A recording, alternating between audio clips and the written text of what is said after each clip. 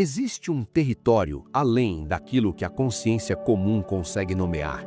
Um espaço onde os mitos respiram, os símbolos falam e as histórias revelam aquilo que a alma tenta esconder.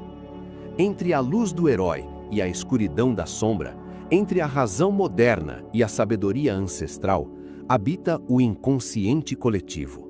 Aqui, arquétipos despertam, máscaras se dissolvem e a jornada nunca é apenas externa.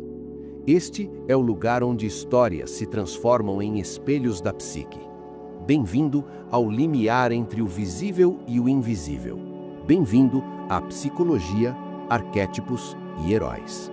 O ar de Washington já não era ar, mas um pulmão antigo comprimindo o céu quando o disco pousou e o chão pareceu estremecer como carne sob pressão. A câmera desliza em um traveling baixo pelo National Mall, entre soldados e tanques que respiram ferrugem nervosa, até erguer o olhar para Klaatu, surgindo como uma palavra proibida.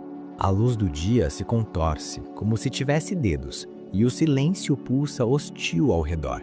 Um disparo rasga o momento e o espaço inteiro parece se fechar em espasmo enquanto Gort emerge e as armas se desfazem como ossos reduzidos a pó.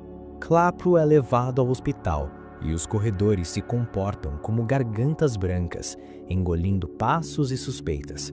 As paredes suam uma frieza vigilante e o mundo humano se mantém trancado na própria desconfiança. Harley ouve a mensagem impossível, mas o tempo político se enrijece como uma pele que não aceita ser atravessada.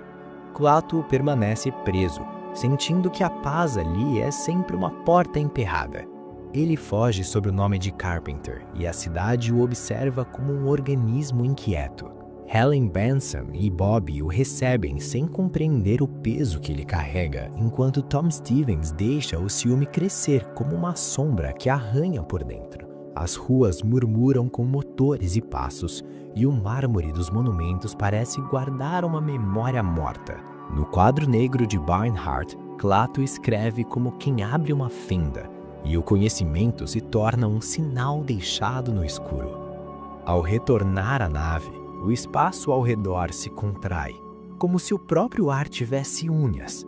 Bob vê Gort nocautear soldados e a noite se move com uma intenção viscosa. Então, ao meio-dia, a eletricidade do mundo inteiro se cala por 30 minutos e as cidades ficam suspensas como cadáveres que ainda não caíram. Tom trai, os militares cercam, e Klaatu corre apenas para cumprir o que já parece inevitável. A câmera se aproxima em um lento zoom fatal, enquanto Klaatu é baleado e o chão o recebe como um altar indiferente. Helen pronuncia as palavras que abrem o silêncio de Gort, e o disco o engole de volta. Dentro, a morte é revertida apenas por instantes, como se o universo concedesse um empréstimo breve. Klaatu retorna diante dos cientistas e entrega o ultimato: paz ou aniquilação. E quando ele parte com Gort, o céu parece fechar a ferida que nunca cicatriza. Se a sobrevivência exige medo absoluto, que espécie de paz ainda pode existir? Sob o nome de Klaatu, algo chega ao mundo como uma figura que não pertence inteiramente ao céu nem à terra, trazendo consigo a gravidade silenciosa de quem carrega um aviso maior do que qualquer palavra humana poderia conter. Sua presença não é apenas estrangeira, mas simbólica. Ele se move como alguém que atravessou distâncias externas para tocar um abismo interno. Klaatu não busca conquista, mas compreensão. Não deseja dominar, mas medir a febre secreta da espécie. Há nele uma serenidade que parece vir de uma ordem psíquica mais antiga, como se sua consciência fosse guiada por um centro que não se confunde com o medo coletivo.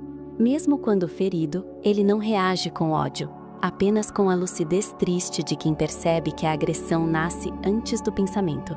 Dentro de Klaatu, o que se manifesta é uma tensão entre a máscara diplomática e a verdade crua do instinto humano que ele testemunha.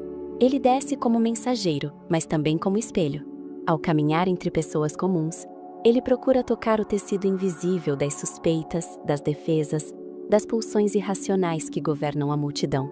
Sua atitude revela um padrão universal: o impulso de autorregulação da psique coletiva, como se a humanidade estivesse à beira de um desequilíbrio que exige intervenção. Klaatu observa a superfície civilizada, mas percebe os complexos subterrâneos que a movem. A guerra como hábito, a desconfiança como religião, o poder como compulsão. A força que o confronta não se apresenta apenas em armas ou soldados, mas na própria estrutura do mundo que se fecha diante do desconhecido. Há ali a manifestação do arquétipo do guardião, aquela presença que vigia as fronteiras do permitido e reage com violência quando o impossível atravessa o portão. Isso altera o destino de Klaatu, pois transforma sua missão de encontro em um ritual de julgamento, onde cada gesto de paz é recebido como ameaça. Mas a verdadeira escuridão não está apenas fora. Em Klaatu, a sombra emerge na forma de uma severidade absoluta, um limite frio que ele carrega como sentença. Sua compaixão convive com uma dureza inevitável. Ele compreende a beleza da vida, mas também aceita a possibilidade de extinção como correção final. Essa ruptura interna, entre o desejo de diálogo e a lógica implacável da punição, faz dele não um salvador puro, mas um emissário marcado por um conflito silencioso, onde a esperança já nasce contaminada pela ameaça. A ampliação simbólica se abre então por Maui puxando as ilhas do oceano. Maui, na tradição polinésia, é aquele que desafia o impossível e altera a forma do mundo, arrancando novas terras do fundo do mar para oferecer espaço aos humanos.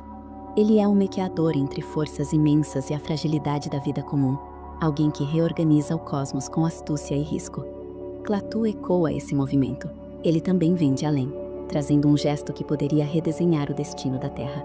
Mas assim como Maui enfrenta o oceano, essa vastidão viva e indiferente, Klaatu enfrenta um mar psíquico da humanidade, profundo, instável, cheio de correntes destrutivas.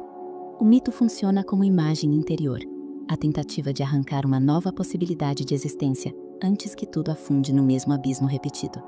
Em Klaatu, o arquétipo ativado não é plenamente do herói luminoso, mas do anti-herói ritual, aquele que não salva pelo afeto, e sim pelo choque. Sua função simbólica é trazer um ultimato que obriga a consciência humana a se confrontar consigo mesma. Ele não oferece consolo, oferece escolha. E talvez seja aí que sua figura se torne mais inquietante. Quando a paz só pode ser alcançada sob a sombra da aniquilação, que tipo de redenção ainda resta? Você ouviu? O Dia em que a Terra Parou, The Day the Earth Stood Still, 1951. A Psicologia.